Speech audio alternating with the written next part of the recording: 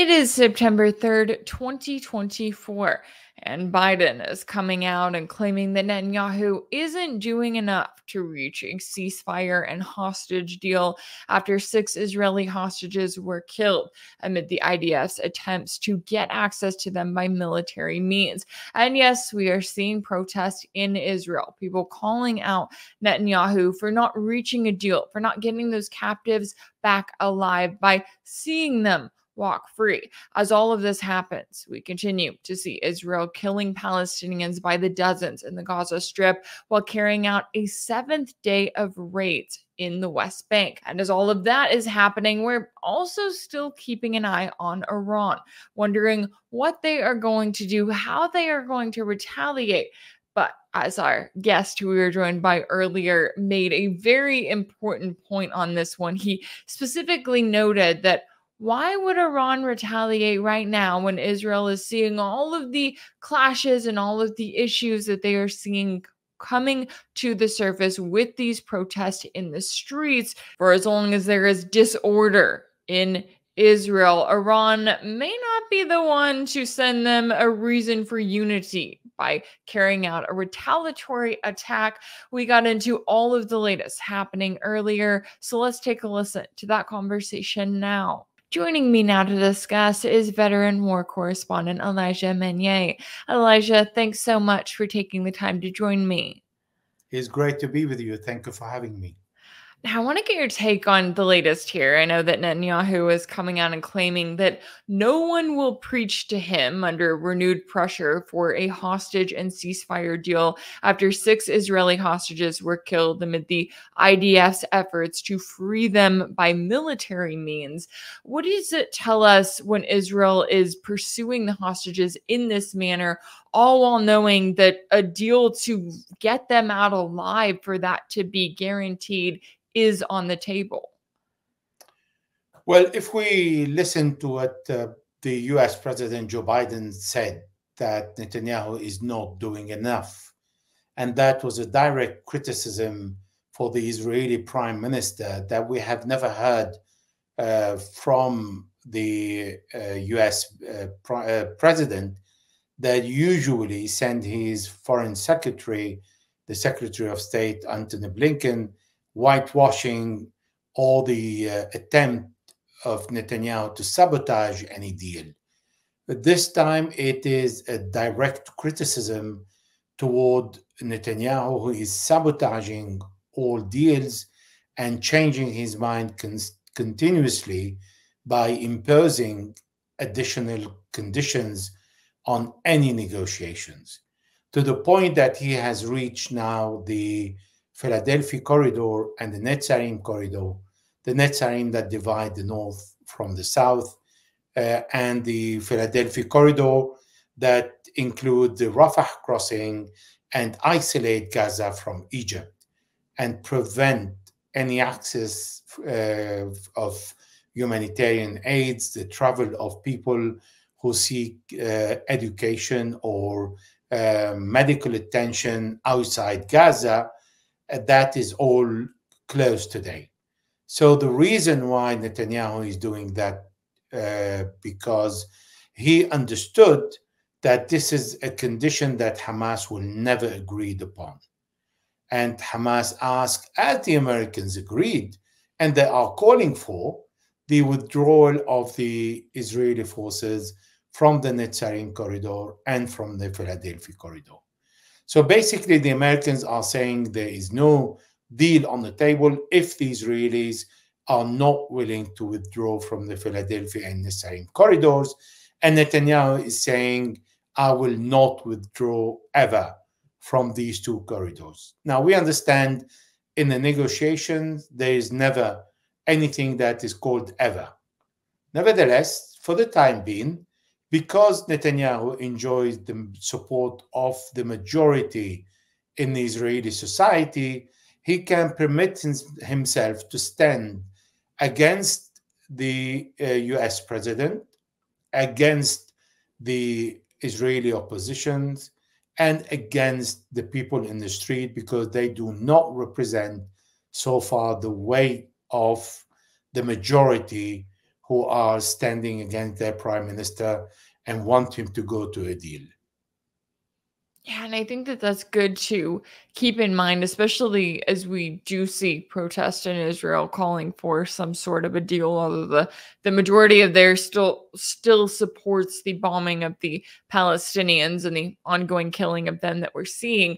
I did think it was interesting because when it comes to these 6 hostages that were killed, one of them was actually an American. And although you do have, as you pointed out, Biden coming out and saying that Netanyahu isn't doing enough to reach a deal, we're still not seeing any significant pressure coming from the US saying, look, you're going to reach a deal, you're going to agree to this, really aiming that at Israel, or else the US is going to stop providing the weapons. And we know that when it comes to that deal, I mean, these hostages could have been freed months ago. So, what kind of a message does it send when not only is Netanyahu still refusing a deal, but the US is still standing behind him? Well, we have seen an attempt from the United States to withhold 3,000 plus bombs on Israel. And we've seen how the Israelis have reacted harshly against the US administration when Joe Biden sent already more than 50,000 tons of explosive and ammunition to Israel.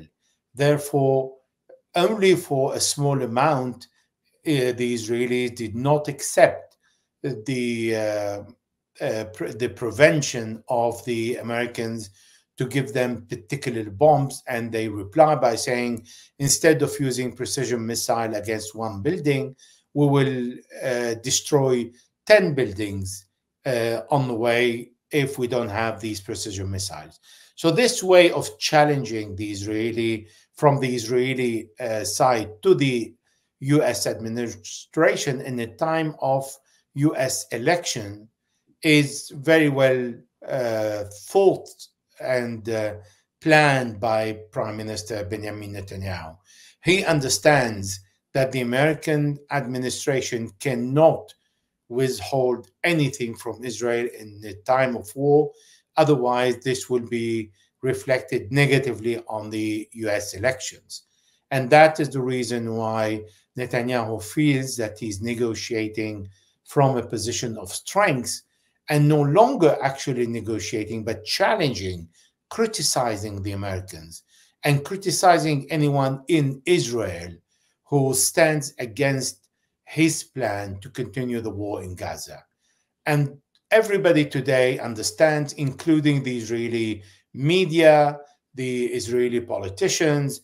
You hear it on the Israeli televisions, on all the channels, saying that this is a war of Netanyahu, his personal war, because he wants to survive and avoid accountability for his failure on the 7th of October and the corruption charges.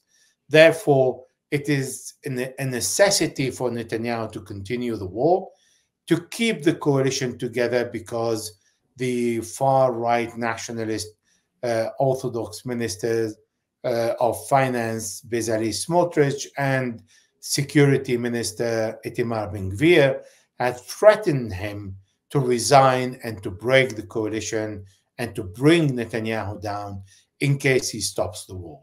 So for the moment, although it looks like Netanyahu is a hostage himself of the two far-right ministers, nevertheless, we know that they all meet on the same ideological plans, and they all want the destruction of Gaza. They want to transform the north of Gaza into an area where no Palestinian can live in, so the Israelis can rebuild it again, but as settlement for their own people, that they would be the avant-garde in case of another attack similar to the 7th of October. The problem is, so far the Israelis have not found anyone who can rule Gaza apart from Hamas, and Netanyahu doesn't want even the Palestinian Authority because he doesn't want the link between Gaza and the West Bank, and for him to stop the war on Gaza in case the Palestinian Authority takes over. So his plan is quite obvious. He doesn't want the Palestinians to remain in Gaza, and he will offer them at the end of the day to leave the Strip, and not to leave to the West Bank. No, he is conducting another operation in the West Bank, and he's considering the West Bank, and in particular Jenin and Tulkarm camps, as a war theaters. So the plan of the Likud party and of the far-right nationalist parties is meeting on the same common ground to expel the Palestinians from Palestine. Yeah, and I think that's got to be the most important point out of all of this, because exactly as you're laying it out there, I mean, in all of the places where you see this back and forth about a possible ceasefire deal, or even as we talked about last week, when it comes to the constant beating of the war drums, Israel wanting to invade Lebanon, to go after Hezbollah there, what it ultimately comes back to is the ethnic cleansing of the Palestinians. And now we're seeing a 7th day of raids that Israel has carried out in the West Bank. At the same time, they're still killing dozens of Palestinians in the Gaza Strip with their bombs there. Now they're targeting the West Bank as well. Do you expect to see this targeting, these raids, to see it continue in this way? Is this kind of the next phase that Israel is moving into as they continue this war, which ultimately is against the Palestinian people? Well, the defense minister of Israel, Yoav Gallant, said we have finished the job in Gaza and the army doesn't have any more task to do, and acknowledging that Israel has failed in the initial declared objectives to free all the captives and to destroy Hamas. This is why the Israeli Prime Minister came into his latest press conference saying the war will stop only when we destroy Hamas. So he's still holding on to the same objectives that were described even by the Chief of Staff, Herzi Halevi, and all the Israeli officials are impossible to achieve. And the criticism between the Israeli politician like Prime Minister Netanyahu and the Chief of Staff is coming out for the first time when there are accusations on both sides, one accusing the other and vice versa. And the army is saying, well, you have given us impossible objectives. And the Netanyahu is saying, well, you are failing to achieve these objectives. Therefore, it is with the killing of the 6 captives that was recently discovered is due to the insisting of Netanyahu really to make sure to provoke Hamas to kill all the remaining captives so he doesn't have to negotiate at all. And he will not be under pressure because he would say, well, they are dead already. Why do I have to give any concessions? So he's doing everything in his power to make sure that all the remaining captives, the 30 or 40 or 100, we don't know the number, are all killed by either his bombardment or by forcing the resistance to kill them before Netanyahu can reach them alive and then come out and say, well, to the people of Israel, your manifestations are worthless because the way I am conducting the war is reaching to an objective to free all the captives alive. So this is why the resistance has taken the decision to deal with the captives in a different way, because the last time in the Nusayrat attack in June, when there were 4 Israeli captives that were freed by the Israeli army, more than 600 Palestinians were killed and wounded in the operation, where the Israelis were careless about civilian casualties and they just bombed the entire area. So for the resistance, for the Palestinian resistance, they consider that this is not going to be repeated again.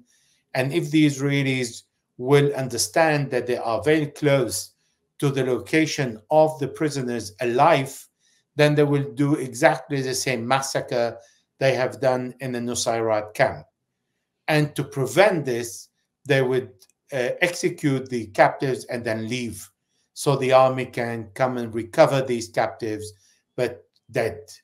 And for that, it's putting pressure on Benjamin Netanyahu, because the Israeli society today understands that the military operation is the cause behind the Palestinians executing their captives instead of allowing them to be freed by the Israeli army at the cost of several hundreds of Palestinian civilians. And also because Netanyahu is refusing a deal that he offered all the details in May, several months ago, to President Biden, and that President Biden said this is an Israeli plan. And then Netanyahu changed his mind and introduced more details and more conditions.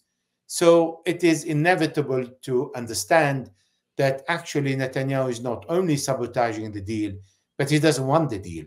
And he came out and said it in the meeting at the war cabinet when he was asked, and it was leaked by the Israeli press, when he was asked by the defense minister, Yoav Gallant, do you prefer the Philadelphia corridor on the Israeli captives? And he said yes. So it was clear for Netanyahu is the gain of control of a 14 kilometers corridor is more valuable than around 100 captives or 200 plus those who are alive and dead to be recovered. So that is clear, and this is something that hits the doctrine of the Israeli and the Israeli army, where it is the narrative that Israel cannot and will never leave people behind. It is no longer implemented. We've seen it in Ron Arad, the pilot, in 1986, when Israel just forgot about him completely in the hand of Amal movement when his jet was downed. And this is what the Israeli defense minister reminded Netanyahu, that he is really copying exactly the same scenario as the Israeli pilot Ron Arad that disappeared, and Israel knows nothing about him. And this is what is going to happen to the Israeli captives that are going to be killed in tunnels by the Israeli bombing or other means, and nobody will ever know where they were. Yeah, I know that there is certainly a lot at stake here, and it's interesting. I appreciate your explanation on the different ways that we're seeing Netanyahu kind of, I would say, go back and forth, but at the same time, he's in this place of juggling all of these different things. Well, at the same time, you're seeing Hamas also juggle things, also figure out ways to sort of adapt their strategy based on what Israel is doing, or in the case of the ceasefire, refusing to do. Now, lastly, I wanted to ask you about where Iran stands in all of this, because I know that we're still in this place of watching and waiting to see how and when and if Iran is going to retaliate for Israel's assassination of Palestinian diplomat and Hamas political chief Ismail Haniyeh. And there was some hope, I know this was expressed by the Biden administration, that if they could just come to some sort of a ceasefire agreement, then Iran would hold off on its retaliation against Israel. Where do you see Iran standing right now, especially given the way that Netanyahu is acting, given the fact that it does not appear that he is going to be agreeing to a deal anytime soon, at least as it stands right now? No strategic mind would disturb the hundreds of thousands of manifestation in the street of Israel against Netanyahu today by bringing back the Israeli society together against one threat, that is Iran, if Iran bombed Israel today. Because there is a large division among the Israeli society, from the Iranian perspective, it is much better to allow them to continue manifesting against Benjamin Netanyahu, who is looking for any war to just find a way out of the crisis that he is in, because the society today is saying you have to go for a deal. If Iran bombs Israel today, then people will disappear from the street. Netanyahu will say we are under a serious threat from Iran, and he will respond back to Iran, and then will divert the attention completely away from the Israeli captives and from the war in Gaza. I don't think it will be any of a clever move by Iran to attack today. And I think the Iranian officials are very much aware that any attack today will unite the Israeli society that has never been as divided as it is today. For that, Iran is waiting to see the result of the negotiations. The Americans are saying every day, John Kirby, the spokesperson of the White House and the National Security, said today we are closer than ever, and the gaps are too small not to achieve a deal, even if what he's saying may not be reflecting the reality, because Benjamin Netanyahu is not abiding by the US administration's wishful thinking, and he is resisting to this pressure. Nevertheless, it is for Iran to allow the Americans to do their job or declare we have failed and we cannot reach any agreement with Netanyahu. And then the demonstration in the street will either escalate or de-escalate. If the manifestation in the street de-escalate, then Iran will retaliate and will hit back, because this is not negotiable. However, in this situation today, as long as the manifestations continue and growing, we're talking about hundreds of thousands, we're talking about the airport blocked, we're talking about the civilian institutions that are on strike. This is the ideal situation for Iran to sit back and watch what's happening in Israel. Yeah, no, there's certainly a lot of moving parts here, and I'm with you. Sometimes the best thing is to sit back and to watch as things play out before you act, and not to always interfere. But it'll be interesting to see what ends up happening, and I look forward to talking to you all about it in the future. Veteran war correspondent Elijah Magnier, thank you so much for your time and insight. Thank you for having me. If anything in this video resonated with you, be sure to like it, share it with your friends, leave a comment, and as always, don't forget to subscribe. And if you want to keep up with all of my work, make sure that you're subscribed to my page on Substack.